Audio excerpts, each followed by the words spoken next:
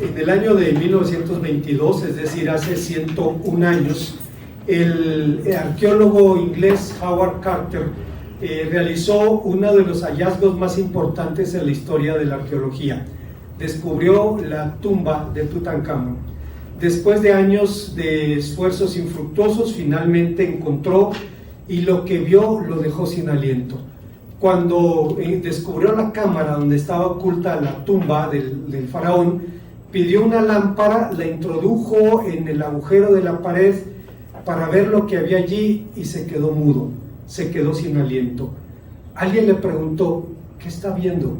Y el hombre respondió, veo cosas maravillosas. Y tenía razón. A la luz de la lámpara resplandecía oro por todas partes, había armas, carros, vasos de alabastro, muebles, estatuas, ornamentos, vasijas de alimentos, etc. Pero seguramente lo que más le pudo haber impactado fue la máscara del faraón, los 11 kilos más hipnóticos en la historia, 11 kilos de oro más hipnóticos en la historia del arte. Como todas las máscaras funerarias de Egipto, esta tenía como propósito retener el aliento de la osamenta y proteger la identidad del faraón. Pero con toda su hermosura, fue un vano intento por esconder la realidad de la muerte y sus estragos. Algo similar sucedía con la iglesia de Sardis. Tenía buena máscara, tenía buena imagen, tenía fama de ser una iglesia viva, llena de gente y de actividades, pero estaba espiritualmente muerta. La vida que sus miembros vivían no incomodaba a nadie y eran el modelo perfecto del cristianismo inofensivo. La gente ya no estaba dispuesta a perder su tiempo con ellos persiguiéndolos, pero la iglesia no le importaba pero aunque la iglesia no le importaba a la gente, le importaba a Jesucristo, razón por la cual dirige 3 demandas a un muerto escondido detrás de una hermosa máscara. Veamos cuáles son esas demandas. Antes, hermanos, de pensar en las enseñanzas de este pasaje, déjenme confesarles un secreto de la infancia. Cuando yo era niño y veía imágenes de la máscara del faraón, las veía con una mezcla de fascinación y miedo. Yo no sé por qué, pero me producía temor y a la vez me producía fascinación, porque es una obra maravillosa, 11 kilos de oro, los más hipnóticos en la historia del arte, pero su propósito era tratar de encubrir los estragos de la muerte. Las máscaras sirven para eso, y era lo que sucedía con la iglesia de Sardis, razón por la cual el Señor Jesús le dirige 3 demandas. La primera de ellas es arrepiéntete. La iglesia de Sardis tenía, entre comillas, buena prensa. Como dice John Stott, o decía John Stott, era grande, respetable, de moda, bien llevada, sin polémicas y admirada por su aparente vivacidad. Más aún, seguramente gozaba de cierta prosperidad económica, lo que hoy en día suele ser visto como un criterio de legitimación. Pero el Señor Jesús no permite que la opinión pública pueda desvirtuar su diagnóstico de la realidad y confronta a la iglesia con un hecho incuestionable: tus obras no son perfectas delante de Dios. ¿Qué significa esto? Cuando en el antiguo Israel se ofrecían sacrificios a Dios, tenían que ser de animales sin defecto. Usted recordará que siempre había un grupo de sacerdotes que estaban inspeccionando que el animal fuera apto para el sacrificio. Después, es cierto, entre paréntesis, que surgió corrupción, y entonces había manera de hacer que el sacerdote permitiera que las cosas fluyeran de manera más fácil, pero eso sería otra historia. Lo cierto es que en su momento era así, y podemos incluso recordar las palabras del profeta, quien dice: cuando ofrecéis animal ciego para el sacrificio, ¿no es esto malo?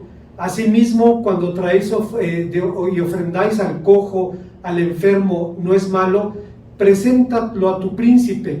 ¿Acaso se agradará de ti o le serás acepto? Dice el profeta Malaquías en el capítulo 1, versículo 8 de su profecía.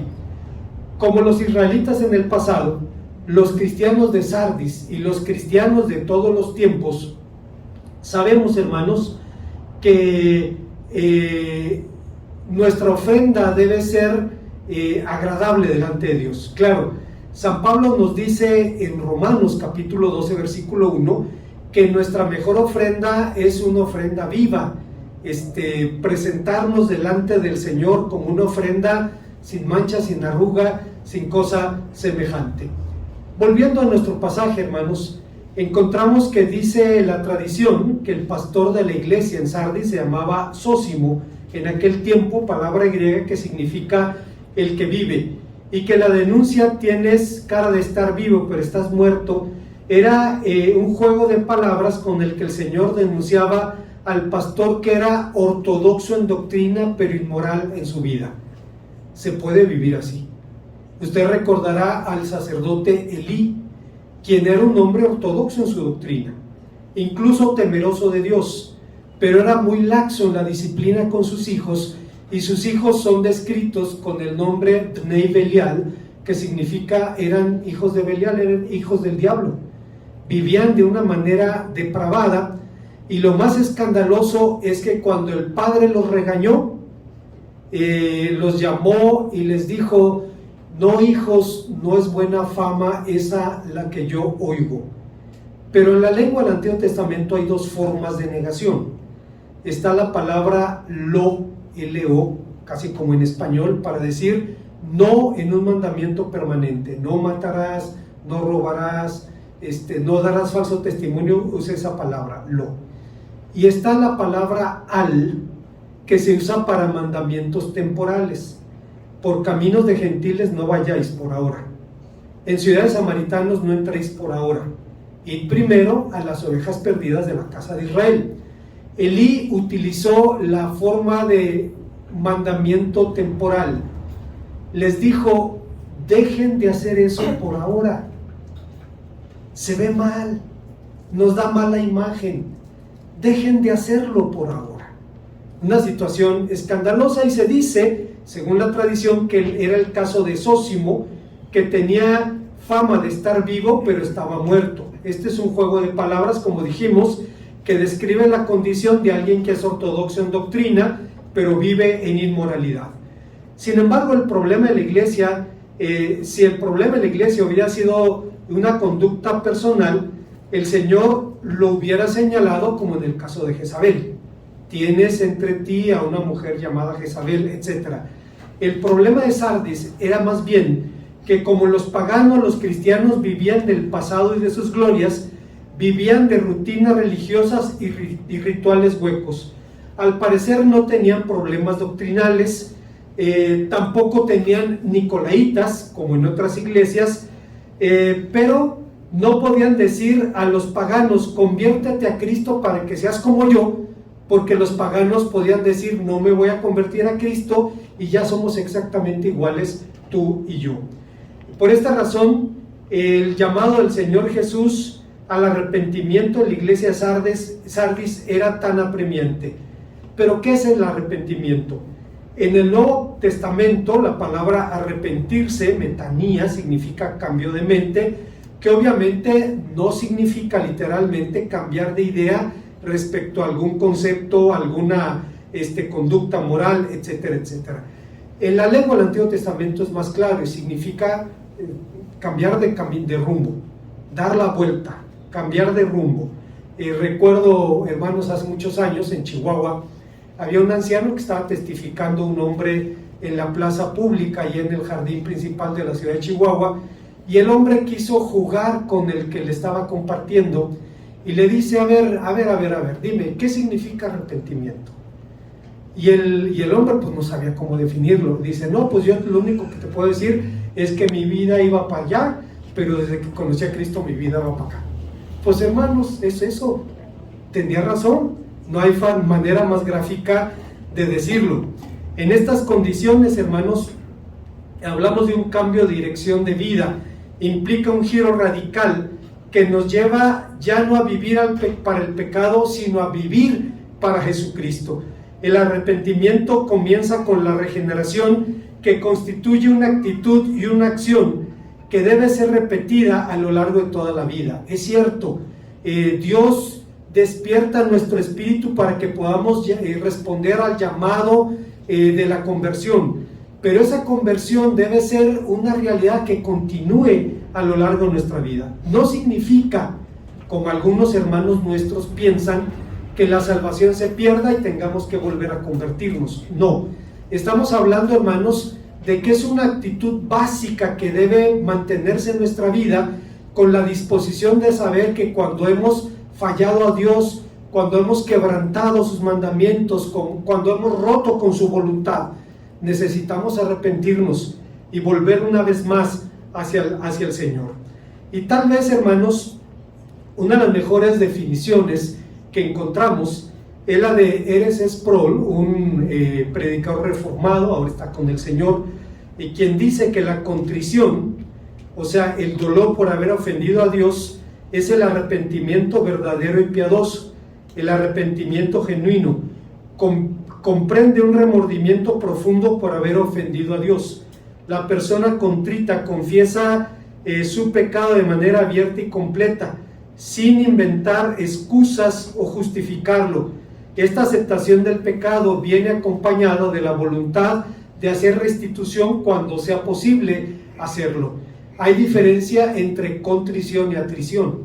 La atrición es el arrepentimiento emocional, es el arrepentimiento del que fue cogido con los dientes, con los dedos por el cajón. Se arrepiente porque lo agarraron, no porque tenga un arrepentimiento genuino. La contrición, dice, es el genuino arrepentimiento que acepta el pecado personal y no pone excusas ni trata de justificarlo. Contra ti solo he pecado y he hecho lo malo delante de tus ojos, para que sea reconocido justo en tu juicio y puro en tu palabra. He aquí en maldad he sido formado, en pecado me concibió mi madre. Y empieza a hablar con una vehemencia y con una sinceridad delante de Dios, poniendo de esa manera su pecado ante su presencia. Evidentemente Dios perdonó a David, y después escribiría el que para nosotros es el Salmo 34, si mal no recuerdo, donde dice: feliz el hombre cuyo pecado ha sido perdonado. Y aunque se ubica antes del 51, cronológicamente fue escrito después. Ahí está confesando su arrepentimiento. Ese es el verdadero arrepentimiento al que Jesucristo llamaba a su iglesia. Saben, hermanos, los grandes avivamientos en la historia cristiana siempre han estado precedidos por dos o tres cosas. Primero, un regreso a la oración. Segundo, un regreso a la palabra de Dios. Y tercero, un regreso a la contrición. Cuando el pueblo de Dios confiesa sus pecados, entonces quita toda barrera para que Dios derrame su gracia y bendiga de esa manera a su pueblo.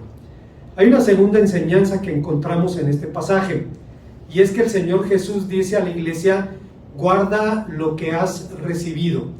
El Señor llama a la iglesia de Sardis a guardar y lo que habían oído y recibido, lo que nos lleva a la pregunta: ¿qué era lo que habían oído y lo que habían recibido? La respuesta es clara: el Evangelio de Jesucristo. Junto a la redacción del texto, el verbo recordar da la idea de que los cristianos de Sardis habían recibido el Evangelio muchos años atrás. Es posible que incluso hubiera ocurrido más de una generación. Aunque no es la norma, en nuestro tiempo suele ocurrir el mismo fenómeno que ocurría en la iglesia de Sardis, la pérdida gradual de celo cristiano en las sucesivas generaciones de creyentes. La primera generación había recibido el Evangelio con entusiasmo, había entregado su vida a Cristo y había entendido que era mejor de aquello que había dejado, y querían compartir con celo el mensaje de redención. Guardaban la palabra que habían recibido, es decir, obedecían las instrucciones del Señor, pero aunque orgullosos de su origen, las siguientes generaciones se limitaron a descansar en los logros de sus mayores. Hace unos años, una chica voluntaria de Estados Unidos que vino a la iglesia Estaba platicando con mi esposa y mi esposa le decía, creemos que estamos viviendo la tercera generación. Usted recordará en el libro de Josué y en el libro de Jueces, la palabra de Dios nos enseña que la generación del Éxodo vio y oyó las maravillas de Dios. La siguiente generación no vio, pero oyó. La tercera generación ni vio ni oyó. Y le dice a mi esposa, me temo que estamos viviendo la tercera generación. Y a ella le responde, en Estados Unidos creemos que estamos viviendo la última. Dice, por la situación que estamos viviendo. Lo triste, hermanos, es que vi una fotografía de esta misma chica hace unos días con una bandera gay. Con una bandera gay. Me dolió verlo. Dije, bueno, pues así es la situación. En el tiempo de Josué vemos eso. Y ocurre en nuestro mundo evangélico al parecer de igual manera.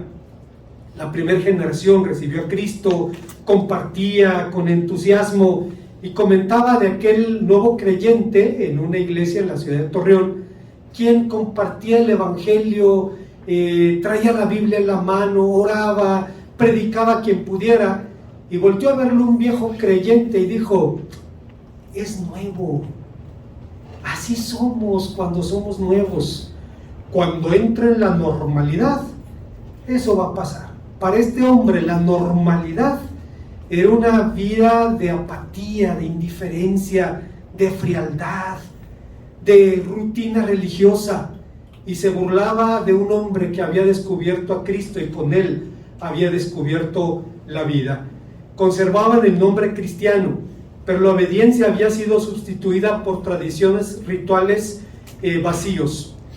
Somos una iglesia de más de 50 años y debemos decir que tanto la tradición como formas o patrones de liturgia forman parte de nuestra vida. Sabemos, por ejemplo, también que quienes han despreciado con arrogancia la tradición a menudo han tenido que aprenderla de forma más dolorosa, aprender algunas de las lecciones más básicas que el pasado nos puede dar.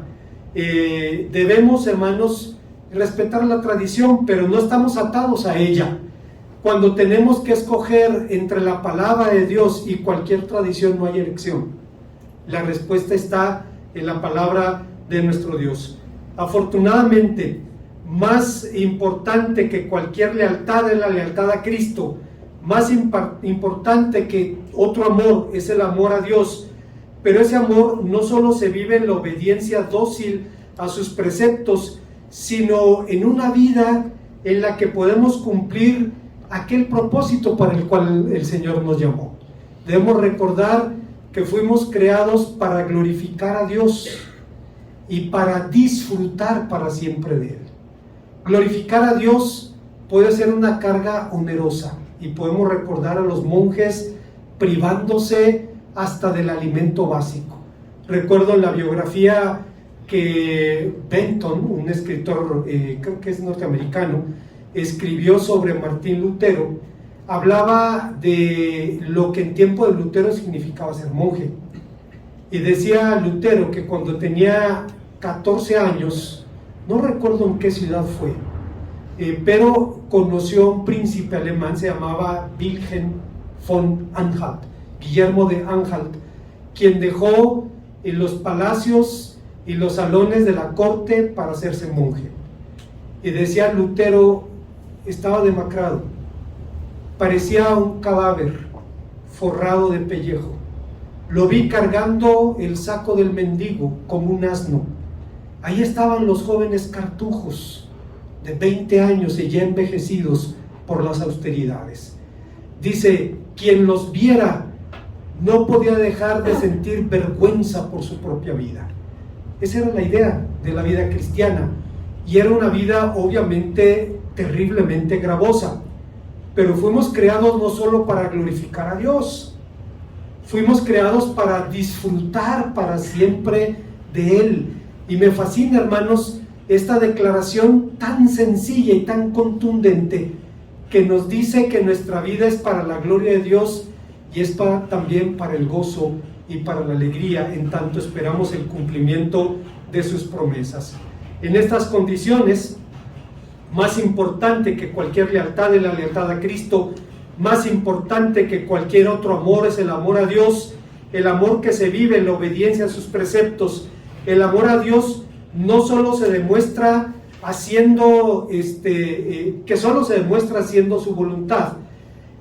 Comentando, hermano, la súplica evangélica de hágase tu voluntad en el cielo como en la tierra, Martin Lloyd Jones, voy a hacer un paréntesis, él fue un predicador británico del siglo pasado, fue el predicador evangélico más influyente de la segunda mitad del siglo pasado.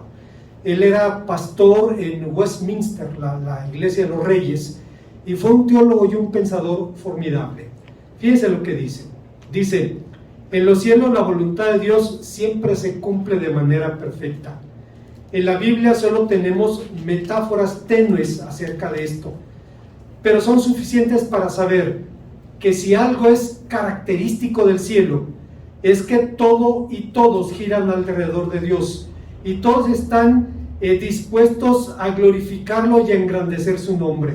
Los ángeles, por así decirlo, están dispuestos a volar en cuanto Él diga. En el cielo, el deseo supremo de todos es hacer la voluntad de Dios y con eso adorarlo y alabarlo. Y debiera ser el deseo de todo cristiano genuino que en la tierra fuera exactamente igual. Pero la obediencia, hermanos, es más que un simple deseo, es más que promesas, es más que buenas intenciones.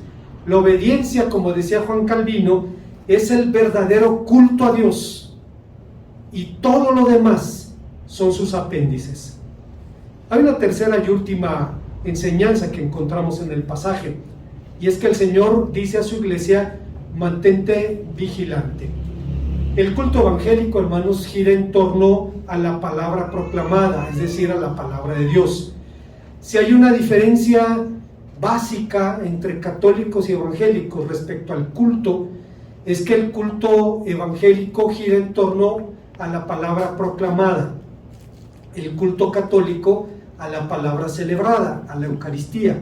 Hay dos enfoques radicalmente distintos, y tal vez sea la razón, y lo digo con todo respeto, de que en la tradición católica hay pocos buenos predicadores.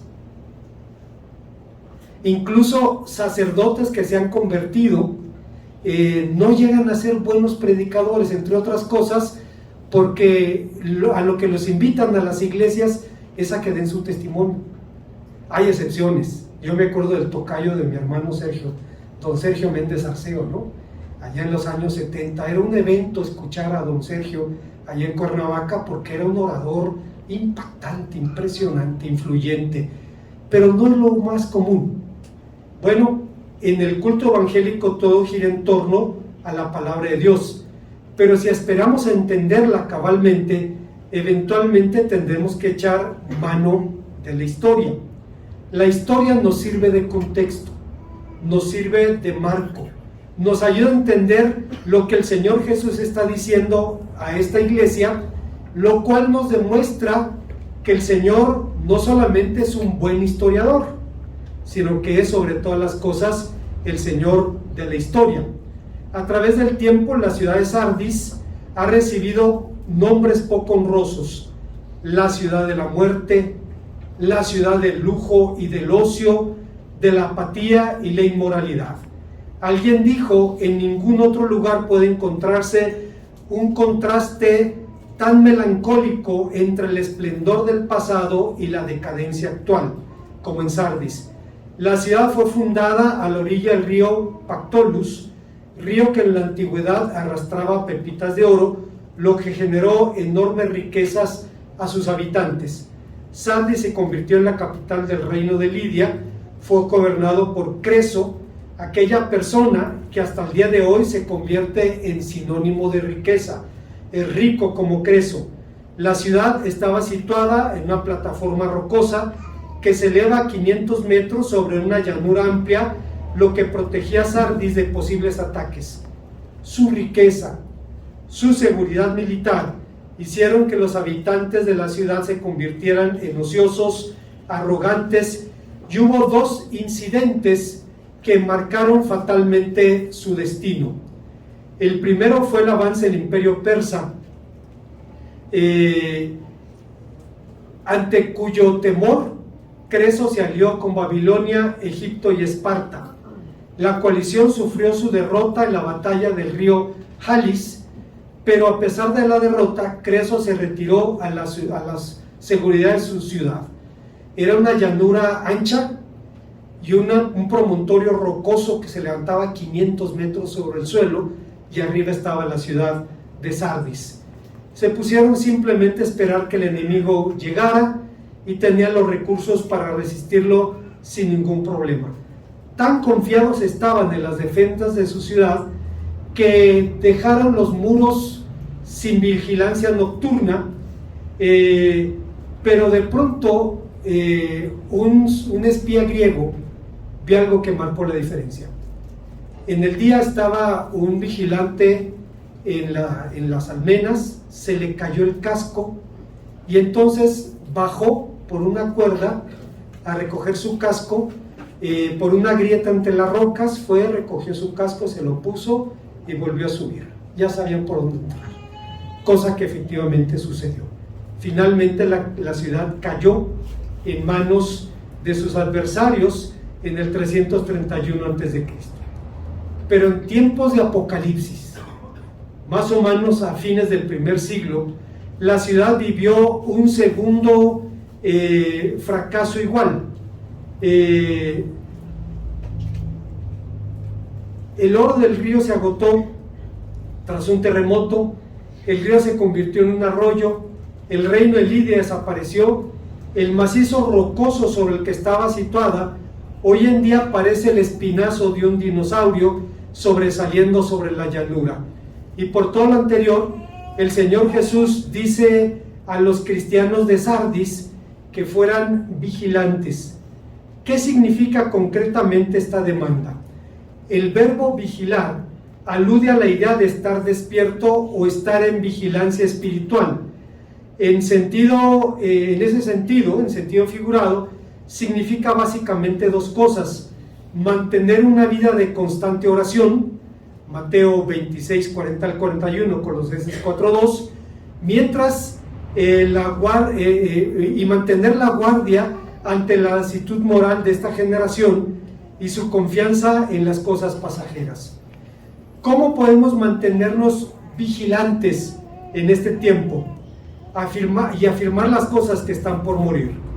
Martin Lloyd-Jones vuelve a decir: es importantísimo para nosotros saber que existe la disciplina cristiana.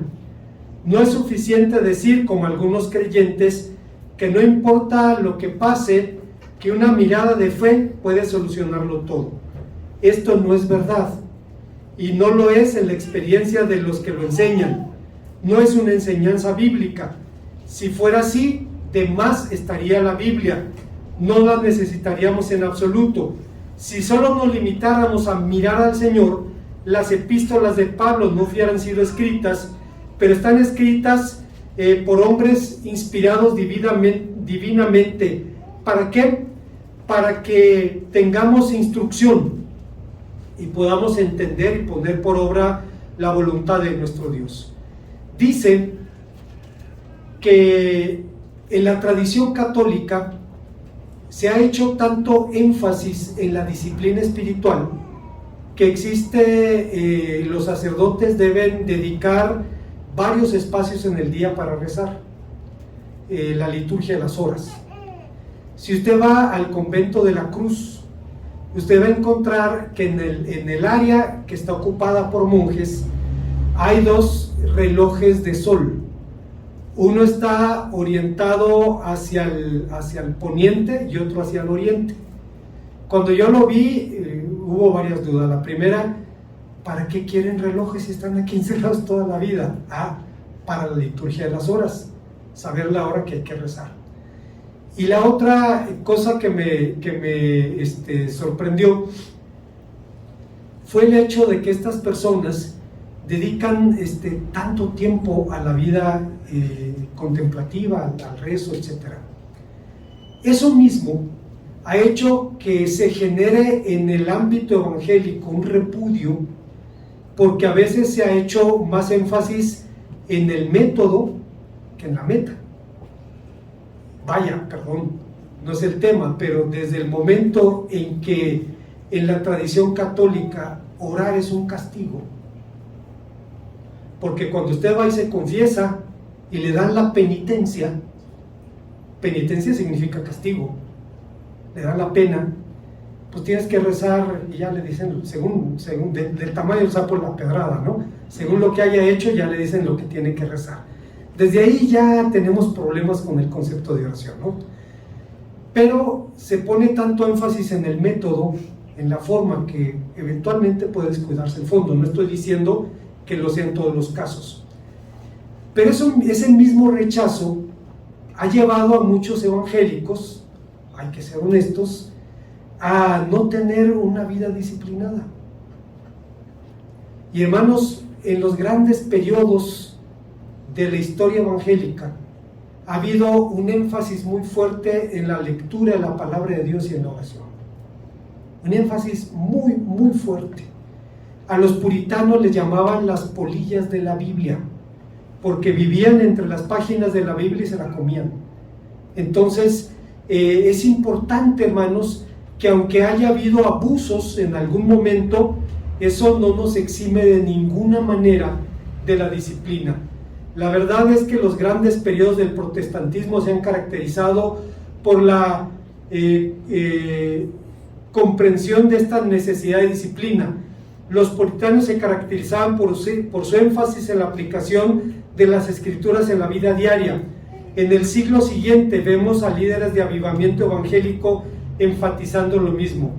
¿Por qué tanto los hermanos Wesley como George Whitefield se llamaron metodistas? El mismo término metodista implica cierta disciplina y la importancia de la disciplina en la vida propia, de saberse manejar en las circunstancias más diversas a través de la vida.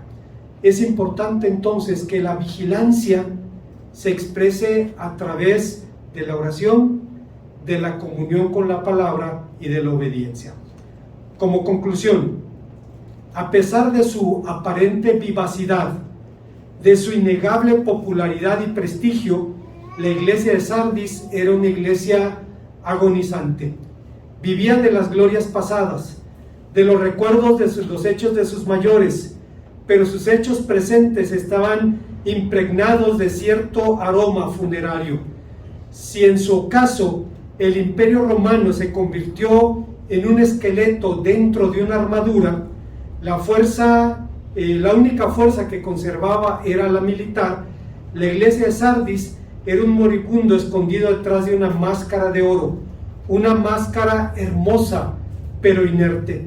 Esta iglesia se ocultaba detrás de una máscara sonriente, como en la comedia griega, pero su alegría y vivacidad eran aparentes, pues el que tiene los ojos como llamas de fuego conocía bien la triste realidad de su iglesia. Pero este no fue un problema exclusivo de la iglesia de Sardis o de alguna iglesia del pasado. Subsiste de alguna manera en el presente. Como alguien dijo acertadamente, en nuestro tiempo moderno, camino de la posmodernidad, la palabra de Dios va perdiendo su valor y su peso, devaluándose al igual que muchas monedas latinoamericanas, no la mexicana.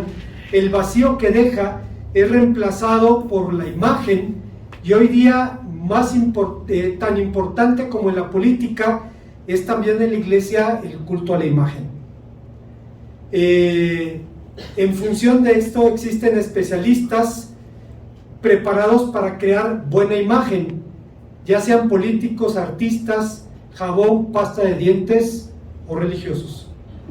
La iglesia de Sardis gozaba de buena imagen, tenía fama de ser una iglesia viva, pero no se daba cuenta de que estaba muerta.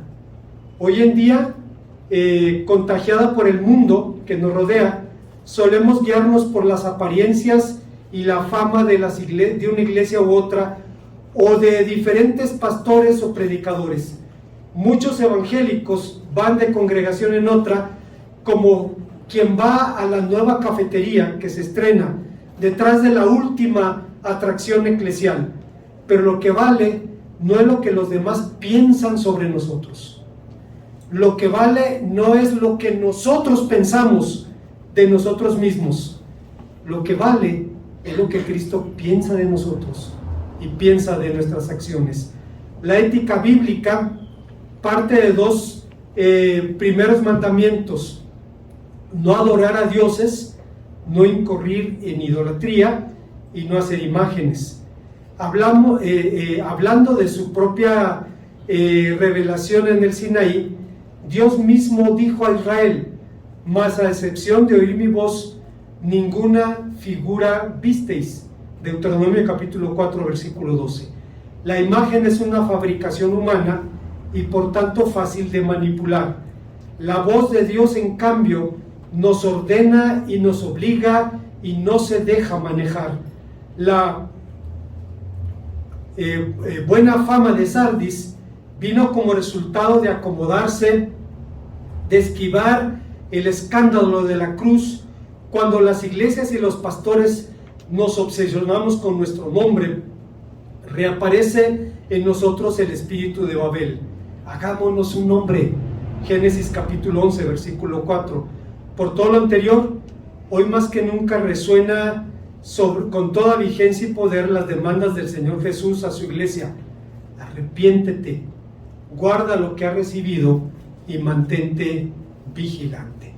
Una vez más, hermanos, cuando vamos a la palabra de Dios y encontramos el testimonio de una iglesia tan impactante como la de Sardis, era una iglesia famosa, llena de gente, de actividades, popular. Si se hubiera escrito en ese tiempo el quién es quién en el mundo evangélico, hubiera estado en los primeros lugares, como una de las estrellas resplandecientes del horizonte cristiano. Pero el que tiene los ojos como llamas de fuego, el que ve la realidad, le dice a su iglesia: arrepiéntete, guarda lo que recibiste. Dice: porque si no, vendré y quitaré el candelero de tu lugar.